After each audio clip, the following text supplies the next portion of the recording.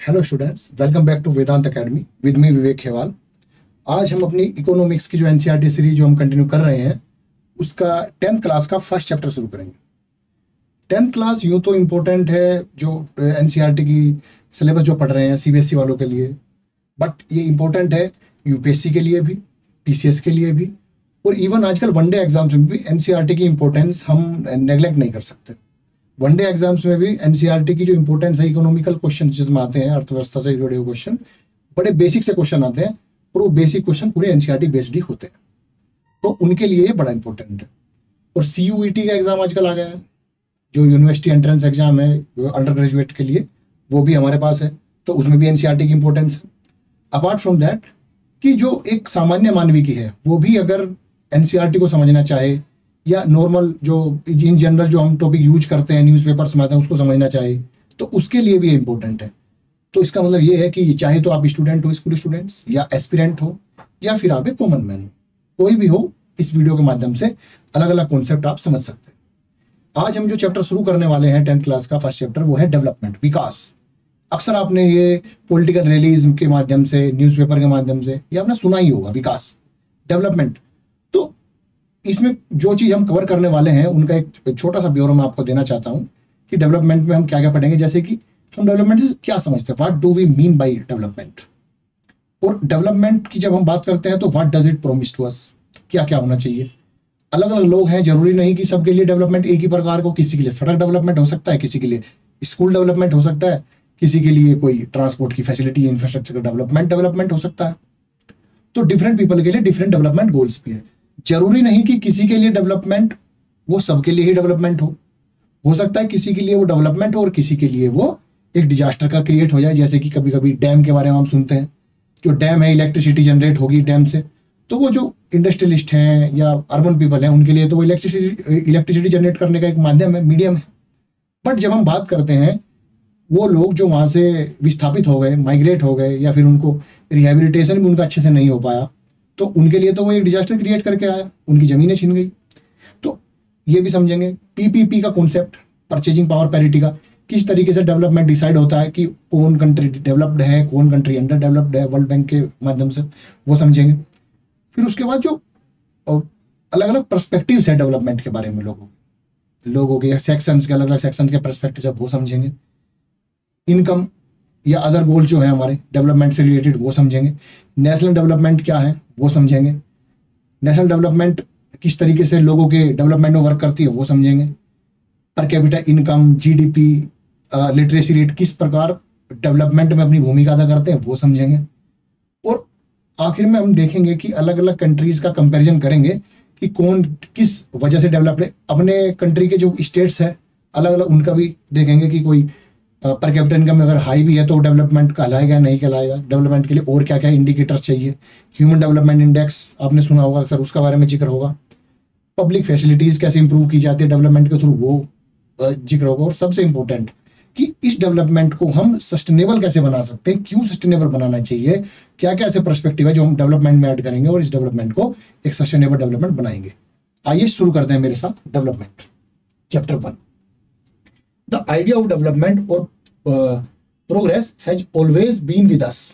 We have aspiration or desire about what we would like to do and how we would like to live.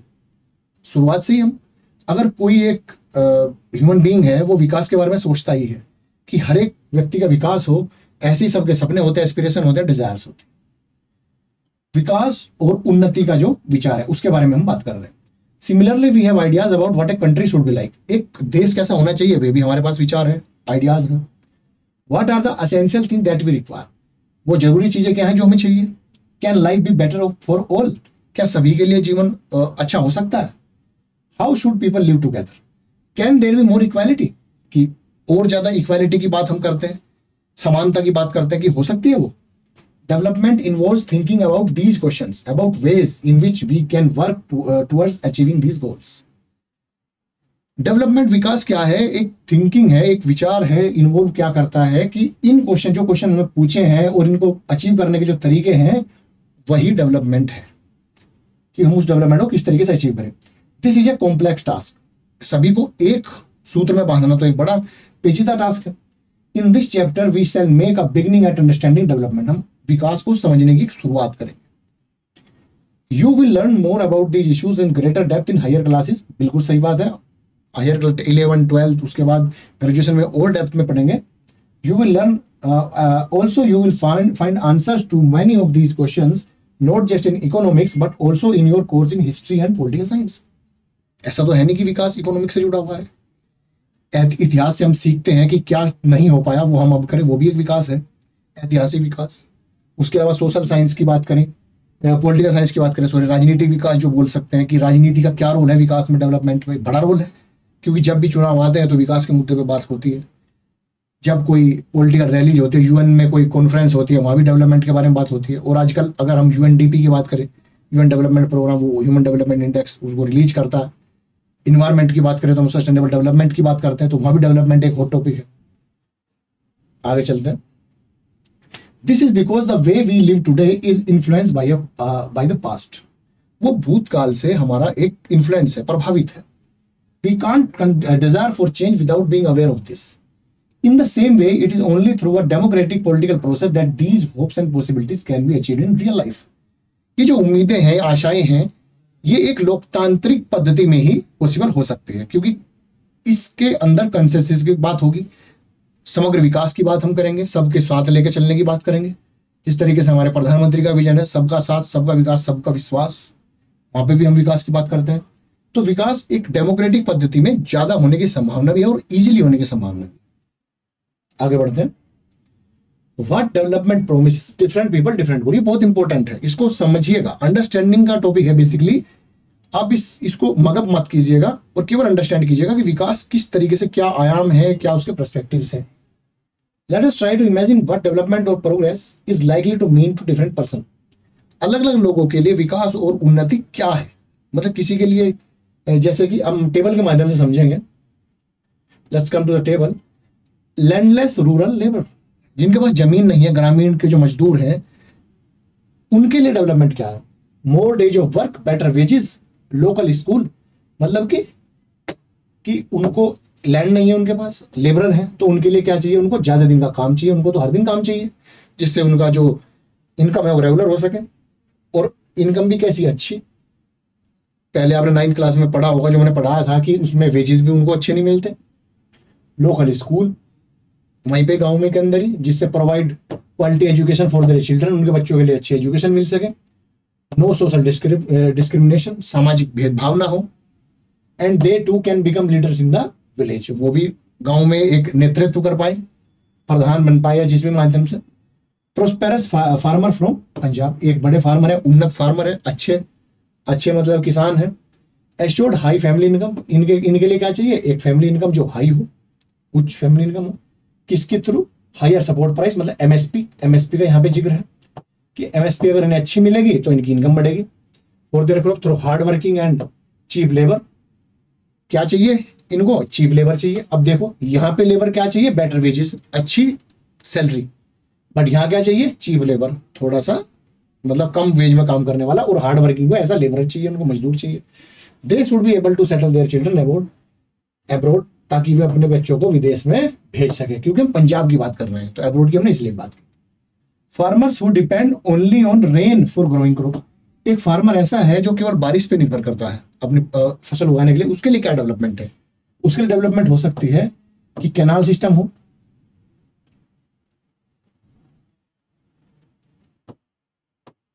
हो,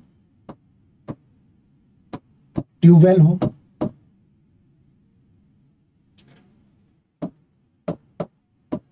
और क्या हो सकता है, electricity आए,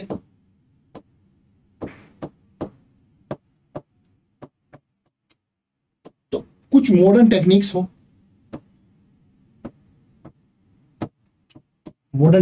फार्मिंग की, जिससे उसकी जो क्रॉप है वो कभी भी नुकसान ना हो उसकी क्रॉप का, और क्रॉप की यील्ड भी बढ़े। कैनाल सिस्टम को नदी के माध्यम से, ट्यूबवेल के माध्यम से, जो इलेक्ट्रिसिटी वाले ट्यूबवेल है उनके माध्यम से, और मॉडर्न टेक्निक के माध्यम से उसकी फसल जो है वो बढ़े, यील्ड, उसका जो पैदावार है उसकी वो इंक्रीज हो। ये उसके लिए इंपॉर्टेंट है, ये उसके लिए डेवलपमेंट है।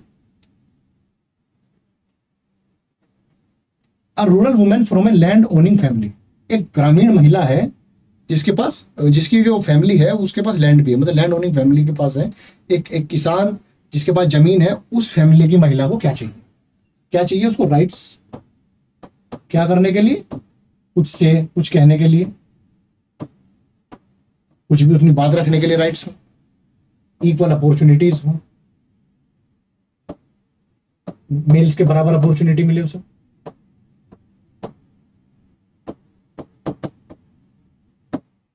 और क्या चाहिए उस महिला को? कि बाहर काम करना, अगर उसे काम करने का मन हो तो वो काम भी करने जाए, वर्किंग हो, लीडरशिप डेवलप हो।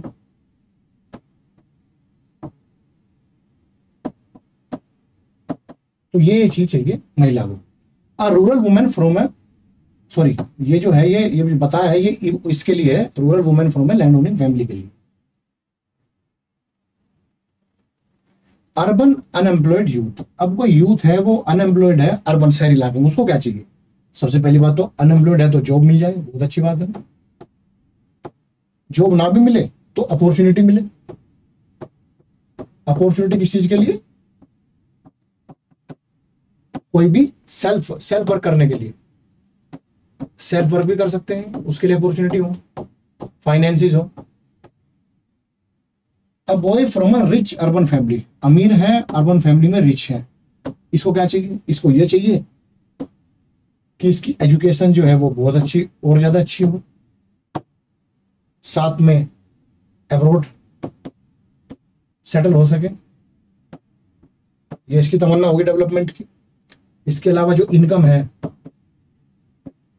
फैमिली इनकम जो है वो कंटिन्यूअसली इंक्रीज हो, ये इसके लिए डेवलपमेंट हो सकता है। A girl from a rich urban family, she gets much freedom as her brother, अपने भाई के बराबर उसकी फ्रीडम मिले उसे। Is able to decide what she want to do in life, वो अपने डिसाइड कर सके कि वो क्या करना चाहती है। She is able to pursue her studies abroad, और वो भी विदेश में पढ़ने जा सके। An Adivasi from Narmada valley, अगर नर्मदा वैली की बात करूं, वहां का आदिवासी है तो उसके लिए क्या चाहिए उसे? उसे चाहिए लैंड के राइट्स, लैंड राइट्स उसको मिले। अगर उसके लैंड छीन गई है तो उसको उसका मुआवजा मिले, इंसेंटिव्स मिले।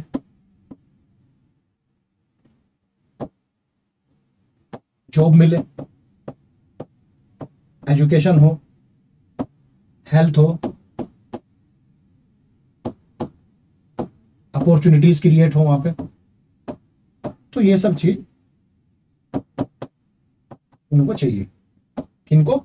एक आदिवासी जो नर्मदा वैली से बिलोंग करते हैं। नर्मदा वैली का जनरली यहाँ पे जिक्र इसलिए आया क्योंकि सरदार सरोवर बांध के चलते कई सारे प्रोटेस्ट हुए, जो आदिवासी लोग थे उनसे जमीनें ली गई बट उनको मुआवजे नहीं मिले। मेधा पाटकर आपने सुना होगा, एक हमारे एक्टिविस्ट है, इन्वायरमेंटल एक्टिविस्ट है, उन्होंने काफी विरोध भी किया था, आदिवासियों के सपोर्ट में उन्होंने धरने दिए थे, प्रोटेस्ट किया था, बट स्टिल वहां पे प्रोसेस चल रही है रिहेबिलिटेशन की, अभी तक वो कंप्लीट नहीं हो पाई। आगे चलेंगे, डेवलपमेंट को और बारीकी से समझेंगे। To all these persons have same motions, the same notions of development. हाँ, एक चीज हम इस टेबल से क्या समझ सकते हैं कि अलग अलग सेक्शन से जो लोग आ रहे हैं, अलग अलग क्लास से जो लोग आ रहे हैं, उनके अलग अलग एस्पिरेशन है और उनके लिए डेवलपमेंट भी अलग अलग है। कोई चाहता है कि जॉब अपॉर्चुनिटी हो, कोई चाहता है हाई इनकम हो, कोई चाहता है मुझे चीप लेबर मिले, कोई चाहता है कि हमें एमएसपी टाइम पे मिलती रहे, कोई चाहता है कि एमएसपी ज़्यादा हाई ना हो ताकि रेट, उसके जो अनाज के रेट ज़्यादा ना बढ़े। किसान चाहते हैं कि एमएसपी हाई हो ताकि इनकम जो सपोर्ट है उनको अच्छा मिलता रहे, रेगुलर मिलता रहे। अर्बन फैमिली में, रिच अर्बन फैमिली में गर्ल्स की क्या एस्पिरेशन है, बॉय के क्या एस्पिरेशन है, वो भी अलग अलग है। आदिवासी के क्या, एक नर्मदा वैली से आदिवासी है उसके क्या एस्पिरेशन है। तो डेवलपमेंट हर एक पर्सन के लिए अलग अलग है। ये इस टेबल के माध्यम से समझ सकते हैं, क्योंकि कुछ डेवलपमेंट के जो गोल हैं वो कॉन्फ्लिक्चुअल भी है। जिस तरीके से हम फार्मर की बात कर रहे थे, फार्मर को चाहिए चीप लेबर और लैंडलेस रूरल लेबर को क्या चाहिए, बेटर वेजेस। तो ये भी एक कॉन्फ्लिक्चुअल डेवलपमेंट है, इसके बारे में आगे और पढ़ेंगे। मोस्ट लाइकली नॉट, सबके जो डेवलपमेंट प्रोग्रेस है वो सेम नहीं है। Each one of them seeks different thing, they seek things that are most important for them, जो उनके लिए इंपॉर्टेंट है, that which can fulfil their aspiration और डिजायर्स, जो उनके जो उम्मीद है, उनके सपने हैं, उनको फुलफिल कर सके। In fact at times two person और ग्रुप में seek things which are conflicting, जो आपस में एक कॉन्फ्लिक्टिंग सिचुएशन है, डायलेमा की सिचुएशन है कि किसी के लिए वो डेवलपमेंट हो सकता है, किसी के लिए त्रासदी हो सकती है। A girl expect as much freedom and opportunity as a brother that he also share in household work. Her brother may not like this. हो सकता है जब किसी लड़की को फ्रीडम मिलेगी, हो सकता है उसका भाई उसको उस चीज को पसंद ना करे. Similarly to get more electricity, जो मैं बात कर रहा था आपको, एक इंडस्ट्रियलिस्ट है, उसको तो ज्यादा बिजली चाहिए अपनी इंडस्ट्री को चलाने के लिए. उसको क्या चाहिए? मोर डैम्स, उसको ज्यादा डैम चाहिए. बट दिस में submerge the land and disrupt the lives of the people whom displaced. जो लोग विस्थापित हुए हैं उनकी लाइफ तो डिस्टर्ब हो गई इससे. सच एज ट्राइबल्स, आदिवासियों के लिए साथ जनरली ऐसा ही होता है. जो नर्मदा वैली का जो आदिवासी था, they might resent this and may prefer small check dams. वो क्या करेंगे? स्मॉल चेक डैम्स हो, ज्यादा बड़े डैम ना हो, छोटे छोटे डैम हो. और tanks to irrigate their land, उनकी लैंड को इरिगेट करने के लिए, क्योंकि उनकी जो लैंड है वो किस पे डिपेंड है? मानसून की बारिश पे. सो टू थिंग्स क्वाइट क्लियर. हमारे यहाँ से दो तीन बातें क्लियर होती हैं. एक चीज अगेन मैं आपको रिमाइंड करा दूं कि जो डेवलपमेंट का चैप्टर हम पढ़ रहे हैं ये मोर ऑफ अंडरस्टैंडिंग है. मगअप नहीं करना, समझना है इस चीज को कि डेवलपमेंट, विकास किस तरीके से, उसके पर्सपेक्टिव्स है, क्या अलग अलग सोच है लोगों की, अलग अलग सेक्शंस के लिए डेवलपमेंट किस तरीके से अलग अलग है. Different persons can have different development and what may be development for one not be development for other. It may even destructive. जैसे कि डैम किसी के लिए डेवलपमेंट है बट डैम किसी के लिए डिस्ट्रक्टिव भी हो सकते हैं. तो इसलिए हम क्या कहेंगे कि अलग अलग पीपल के अलग अलग एक्सपीरियंस है, तो उनके लिए डेवलपमेंट भी अलग अलग है. कभी कभार ऐसा होगा कि डेवलपमेंट जो है वो सेम वे में वर्क करे. उसके लिए सबसे इंपॉर्टेंट क्या है? डेमोक्रेटिक जो सिस्टम है हमारा, डेमोक्रेटिक सेटअप है, वो इस चीज में हेल्पफुल है. Income and other goals. If you go over table 1.1 again, you will notice one common thing. What people desires are regular work. जो एक कुछ डेवलपमेंट मैंने बताए थे कि कॉमन है सबके लिए. जैसे सभी को क्या चाहिए? रेगुलर वर्क चाहिए, रेगुलर वर्क चाहिए, बेटर वेजेस चाहिए, अच्छे जो उनकी इनकम हो, decent price for their crops, फसल के अच्छे दाम मिले, and other products that they produce, जो भी वो उगाते हैं या बनाते हैं उनका उसे अच्छा दाम मिले. In other words they want more income. और अगर हम एक नट शेल में बात करें तो सबसे इंपॉर्टेंट क्या है इसमें कि ऐसा डेवलपमेंट जिसमें उनकी इनकम, उनकी आय अधिक हो. Besides seeking more income one way और other, people also seek things like.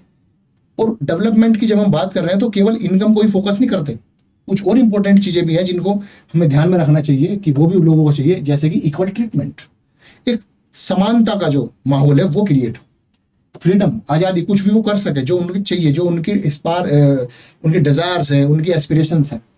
Security, सुरक्षा का भाव हो, एंड रेस्पेक्ट, और सम्मान. किसको नहीं चाहिए? डिग्निटी किसको नहीं चाहिए? देयर इज डिस्क्रिमिनेशन, भेदभाव.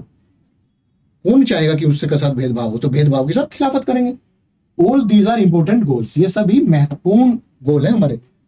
Income and other goals. जब हम अदर गोल्स की बात करते हैं तो अदर गोल्स में क्या क्या आते हैं हमारे? ये equal treatment, freedom, security, respect and resent discrimination. In fact in some cases these may be more important than more income. कुछ केसेस में तो ये इनकम से भी ज्यादा इंपॉर्टेंट है. And more consumption, because material goods are not all that you need to live.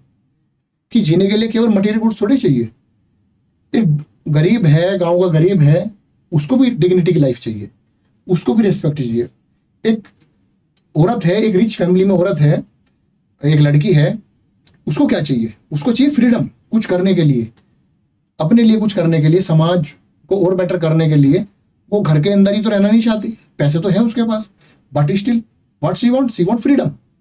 Security, एक लड़की है गांव में पढ़ने जाती है या फिर कॉलेज में जाती है, उनको क्या चाहिए? Security. Old people, vulnerable people, उनको क्या चाहिए? सिक्योरिटी. अगर हम इक्वल ट्रीटमेंट की बात करें, जो हमारा SC/ST सेक्शन है या जो कास्ट सिस्टम हमारा है उसके अंदर इक्वल ट्रीटमेंट्स की बात करते हैं हम. जो हमारे शोषित, वंचित, पिछड़े जो लोग हैं उनके लिए इक्वल ट्रीटमेंट की बात है. पैसा तो अलग चीज है, पैसा तो होना चाहिए, बट इसके अलावा ये गोल्स भी है हमारे जो डेवलपमेंट में इंपॉर्टेंट है. मनी और material thing that one can buy with it is one factor. एक फैक्टर है बस ये, on which life depends, but quality of our life also depend on non material things. जो कि मेंशन की गई जो नॉन मटीरियल थिंग्स है वो क्या है? ये equal treatment, freedom, security, respect. obvious to you, then just think. It is not obvious to you, then just think of the role of your friends in your life. अगर आपको समझ नहीं आती ये चीजें तो उसे ये समझ सकते हैं कि दोस्त तो आपको आपका पैसा नहीं देता, बट स्टिल उसकी इंपॉर्टेंस है। माँ बाप की एक अलग इंपॉर्टेंस है, भाई की एक अलग इंपॉर्टेंस है, सिस्टर की एक अलग इंपॉर्टेंस है, सोसाइटी की एक अलग इंपॉर्टेंस है। तो ये सब similarly they are many things that are not easily measured but they mean a lot to our life. Environment को तो हम पैसे से तोलते नहीं, बट स्टिल इन्वायरमेंट कितना इंपॉर्टेंट है। आप पैसे से एक अच्छा घर खरीद सकते हो, बट एक अच्छा इन्वायरमेंट क्लीन एयर वो तो नहीं खरीद सकते। उसके लिए क्या करना पड़ेगा? उसके लिए इन्वायरमेंट को बचाना पड़ेगा। देर आर ऑफन इग्नोर, वो इग्नोर कर दिए जाते हैं। जैसे मैं सरदार सरोवर बांध के बता रहा था नर्मदा रिवर के regarding, these are the peaks where people are protesting for their rights. However, it will be wrong to conclude that what cannot be measured is not important. तो अगर हम कंक्लूड करें तो ये भी इंपॉर्टेंट है कि जो मेजर नहीं किया जा सकता जरूरी नहीं कि वो इंपॉर्टेंट ना, वो भी इंपॉर्टेंट है। Consider another example, if you get a job, एक अपना ही एग्जांपल लीजिए, अपने से ही कनेक्ट कीजिए। आपको एक नौकरी मिल रही है अपने घर से बहुत दूर। Before accepting it you would try to consider many factors. उसको लेने से पहले आप काफी सारे फैक्टर्स को कंसिडर करेंगे। जैसे क्या? इनकम के अलावा आप क्या क्या चाहिएगा आपको? Facilities for your family, working atmosphere, opportunity to learn, ये सब आप देखेंगे। In another case a job में गिव यू लेस पे। एक जॉब है जो कम पैसे दे रही है बट रेगुलर जॉब ऑफर कर रही है, रेगुलर एम्प्लॉयमेंट ऑफर कर रही है, हर रोज आपको काम मिलेगा। Enhance your sense of security रहेगी कि भाई कल ये नहीं सोचना पड़ेगा कि काम पे कहाँ जाना है, मिलेगा काम, मिलेगा नहीं मिलेगा। अनदर जॉब हाउएवर में ऑफर हाई पे। एक अन्य जॉब है जिसमें पैसे ज्यादा है बट जॉब सिक्योरिटी नहीं है। Leaves no time for your family, आपकी परिवार के लिए भी कुछ टाइम नहीं बच रहा, तो आप उसको क्यों करेंगे? This will reduce your sense of security and freedom. क्योंकि काम में इतने इंगेज है कि फ्रीडम तो मिल ही नहीं पा रही, और सेंस ऑफ सिक्योरिटी इसलिए नहीं है क्योंकि जॉब रेगुलर नहीं है।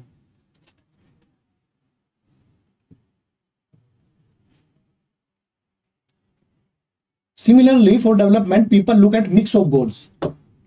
उत्तर क्या कहना चाह रहे हैं कि डेवलपमेंट के लिए लोग एक गोल नहीं बल्कि मिक्स ऑफ गोल की तरह देखते हैं।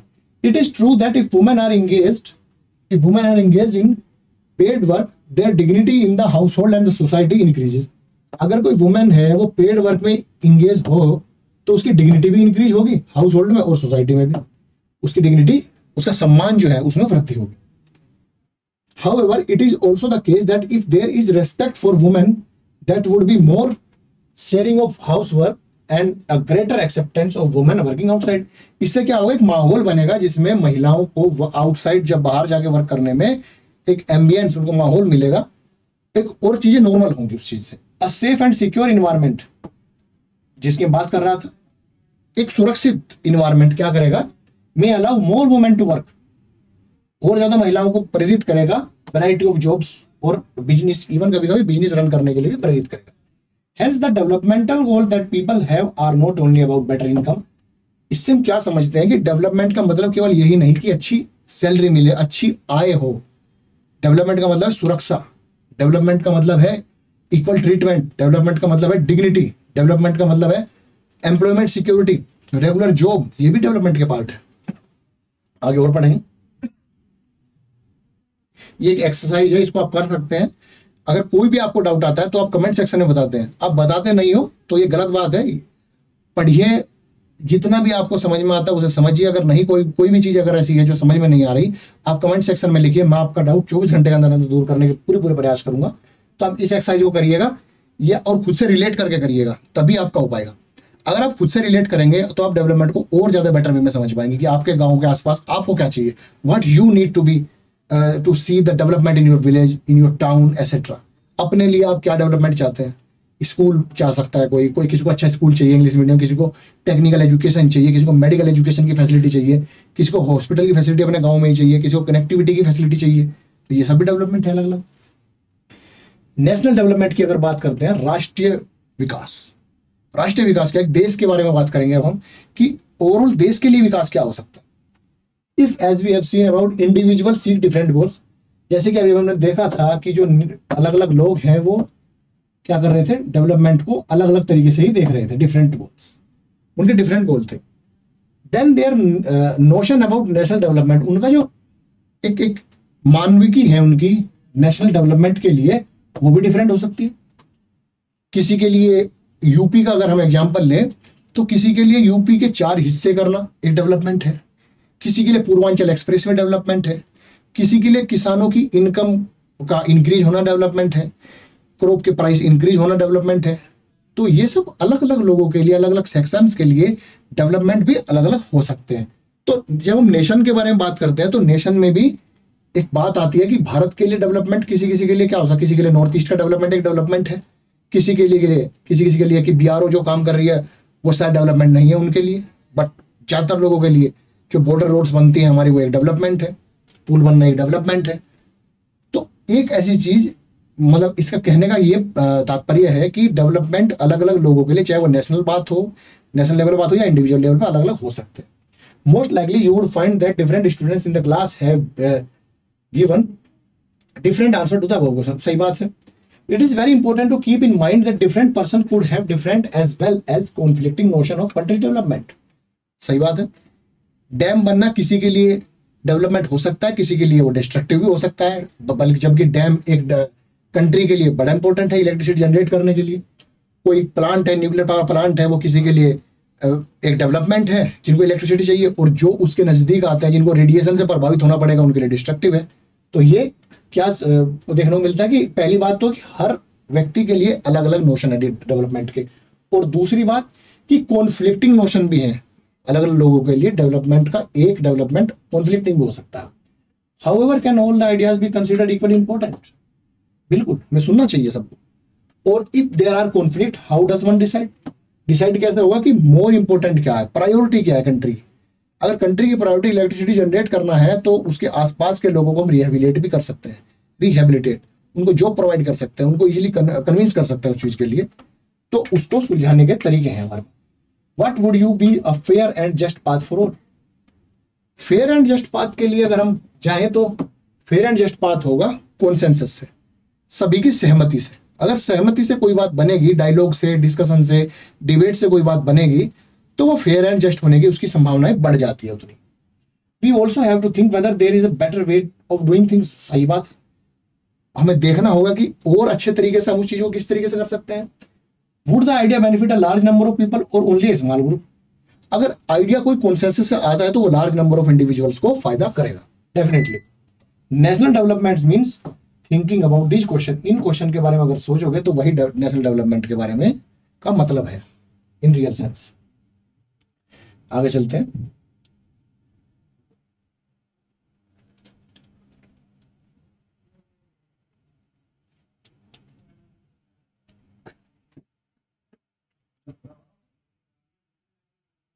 How do compare different countries और स्टेट्स? अगर हम डेवलपमेंट के मुद्दे बात करें तो हम अलग अलग कंट्रीज को, अलग अलग देश को, अलग अलग राज्यों को किस तरीके से हम कंपेयर कर सकते हैं। You might ask if development can mean different things. How come some countries are generally called developed और अदर कंट्री अंडर डेवलप्ड? अब यहां से देखने को मिलेगा कि कुछ कंट्रीज को हम कहते हैं डेवलप्ड और कुछ को कहते हैं under developed. Sorry for that. You might ask if development, कैसे हम डिसाइड करेंगे कि कुछ कंट्री डेवलप्ड है और कुछ country under developed? Before we come to this, let us consider another question. When we compare different things, they could have similarities as well as differences. जब हम कंपेयर करते हैं तो किस स्पेस पे करते हैं? या तो उनके बीच में कोई सिमिलैरिटीज हो या कोई डिफरेंसेस हो। Which aspects do we use to compare them? जो भी करें। Let us look at the students in the class itself. Okay, ये अगर आप एक स्टूडेंट के तरह बात करते हैं तो उसके लिए एक एग्जाम्पल दिया हुआ है कि क्लास के अंदर आप किस बच्चे को मानेंगे कि सबसे ज्यादा विकसित कौन स्टूडेंट है। क्या वो अच्छा पढ़ने वाला है तो तभी विकसित है वो? क्या वो अच्छा हाइट है उसकी तब है? अच्छा खेलने में है तब है? अच्छी सेहत है तब है? तो अलग अलग क्राइटेरिया हो सकते हैं और उन क्राइटेरिया का मिक्स ऑफ गोल्स, उन क्राइटेरिया को मिक्स करके जो भी बेस्ट सुटेबल हमारे पास आइडिया हो उसी के बारे में, उसी के बेस पे हम डिसाइड कर सकते हैं कि कौन स्टूडेंट सबसे बेस्ट है। तो इसीलिए आपने देखा भी होगा कि ना केवल एजुकेशन, अब ओवरऑल असेसमेंट, जो ओवरऑल इवैल्यूएशन होता है कि वो फ्रेंडलीनेस में कैसा है, सोसाइटी के लिए कैसा है, इन्वायरमेंट के प्रति उसके आइडियाज कैसे हैं। तो ये सब आइडिया देखने के बाद तभी क्लास टीचर डिसाइड कर सकता है कि कौन स्टूडेंट बेस्ट है क्लास को मॉनिटर करने के लिए, क्लास को अन्य जो टास्क दिए जाता है उनके लिए, हेड बॉय हेड गर्ल के लिए।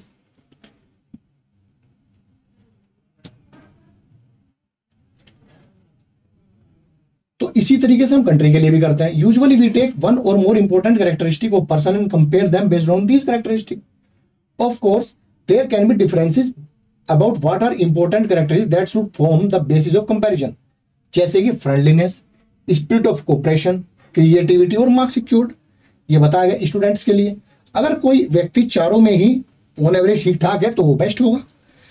अगर कोई व्यक्ति फ्रेंडलीनेस में तो अच्छा है, स्पिरिट ऑफ कोऑपरेशन में अच्छा नहीं है, क्रिएटिविटी में अच्छा नहीं है, मार्क्स उसके अच्छे नहीं आ रहा, तो बेस्ट कैसे हो सकता है? हो ही नहीं सकता। This is true of the development too. Development के लिए भी ऐसा ही है। For comparing countries their income is considered to be one of the most important attributes. Point to be noted कि अगर हम कंट्रीज का कंपैरिजन करते हैं तो उनकी जो इनकम है कंट्रीज की, वो सबसे इंपॉर्टेंट एट्रीब्यूट है कंपेयर करने का, कि कौन कंट्री डेवलप्ड है और कौन कंट्री अंडर डेवलप्ड। और इनकम में भी अभी हम बात करेंगे किस तरह की इनकम। अगर हम जीडीपी में बात करें तो इंडिया का नंबर 6वां 7वां रहता है generally, but still India a developing country. वो डेवलप्ड क्यों नहीं है फिर? उसके बारे में हम जानेंगे आगे चले कि क्या वो वजह है जिसकी वजह से वो एक डेवलप्ड और विकसित देशों में काउंट नहीं होता।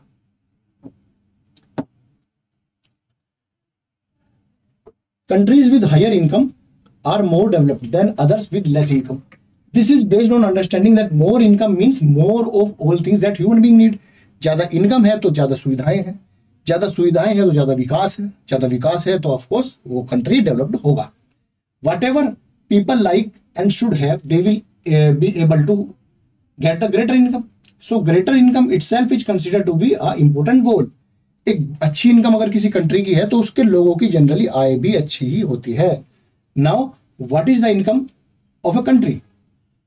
Intuitively, the income of country is the income of all residents of the country। This gives us total income। अगर हम किसी कंट्री की टोटल इनकम फाइंड करना चाहते हैं तो टोटल इनकम का मतलब क्या है? मतलब ये है द इनकम ऑफ कंट्री क्या है? Income of all of its resident. जो देश में जो लोग रह रहे हैं उन सभी की मिलीजुली income, sum of all the income of that the citizens of that country और resident of that country, that would be a good idea। वही उस कंट्री की टोटल इनकम है। However, for comparison between countries, total income is not such an useful measure। जैसे कि मैंने बताया था कि टोटल इनकम के मामले में अगर मैं बात करूं तो इंडिया 6th और 7th रैंक पे कॉन्फ्लिक्ट करता रहता है, अप डाउन करता रहता है, फ्लक्चुएट करता रहता है, but still India is developing country. तो उसके लिए हम क्या करेंगे कि एक अलग मेथड है इनकम के अलावा जो कंसिडर किया जाता है उसके डेवलप्ड देखने के लिए या अंडर डेवलप्ड कंसिडर करने के लिए। Since countries have different population, comparing total income will not be tell us what an average person likely to earn। Total income से हमें पता नहीं चलता कि एवरेज पर्सन, एक औसत व्यक्ति कितना कमाता है। Are people in one country better off than other in different country? सही बात है। Hence we compare the average income, which is average income क्या है? अब हमें एवरेज इनकम कंपेयर करनी है और यही इंपॉर्टेंट है कंपेयर करने के लिए कि औसत आय। We compare the average income which is total income of the country। जब हम टोटल किसी कंट्री की पूरी इनकम को डिवाइड कर देंगे किससे? उसकी टोटल पॉपुलेशन के साथ, तो हमें क्या मिलेगा? Per capita income. इस पर कैपिटा इनकम को क्या बोलते हैं? मतलब एवरेज इनकम को क्या बोलते हैं? Per capita income. प्रत्येक व्यक्ति औसतन कितनी आय, प्रत्येक व्यक्ति की औसतन कितनी आय है, कितना एक व्यक्ति एक साल भर में कमाता है। वर्ल्ड डेवलपमेंट रिपोर्ट्स, जो वर्ल्ड डेवलपमेंट रिपोर्ट्स है किसकी है? वर्ल्ड बैंक की।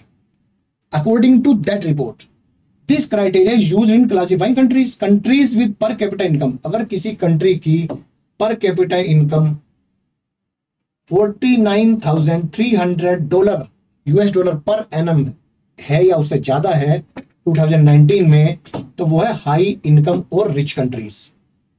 अगर किसी कंट्री की पर कैपिटा इनकम $2,500 से नीचे है या उसके बराबर है तो वो कंट्री क्या है? Low income countries. And if you talk about India, India की जो पर कैपिटा इनकम है 2019 के अकॉर्डिंग वो है 6700 per annum per capita income. तो इसलिए ये क्या है? लो मिडिल इनकम कंट्री की श्रेणी में इंडिया आता है। ये है इंडिया की। तो इंडिया किस श्रेणी में आएगा? लो मिडिल इनकम कंट्री।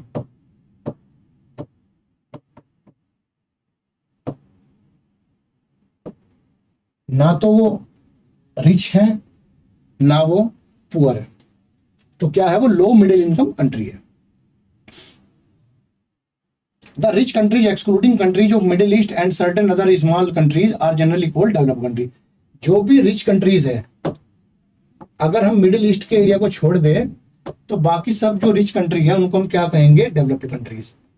और अगर हम मिडिल ईस्ट की बात करें तो उनको हम डेवलप्ड कंट्रीज क्यों नहीं कह सकते, क्योंकि उनकी ज्यादातर जो पॉपुलेशन है वो ऑयल एंड माइनिंग में है, प्राइमरी सेक्टर में है, सर्विस सेक्टर में नहीं। ये भी एक क्राइटेरिया है जिसके तहत डेवलप और अंडर डेवलप्ड या डेवलपिंग का निर्धारण होता है, apart from per capita income. जैसे एवरेज इनकम की बात अभी कर रहे थे, while averages are useful for comparison, they also hide disparities। वो disparities भी कई बार हाइड कर लेते हैं। कैसे? अब दो कंट्री है, सपोज करो दो कंट्री में, एक कंट्री में 5 व्यक्ति रहते हैं, बस खाली पांच लोग। अगर हम कंट्री ए की बात करें तो इनकी जो एवरेज इनकम है वो क्या है, लगभग 10,000, क्योंकि टोटल इनका बैठ जाता 50,000, तो पर कैपिटा इनकम इनकी भी 10,000 है। एवरेज इनकम की बात करें तो कितने है, 10,000।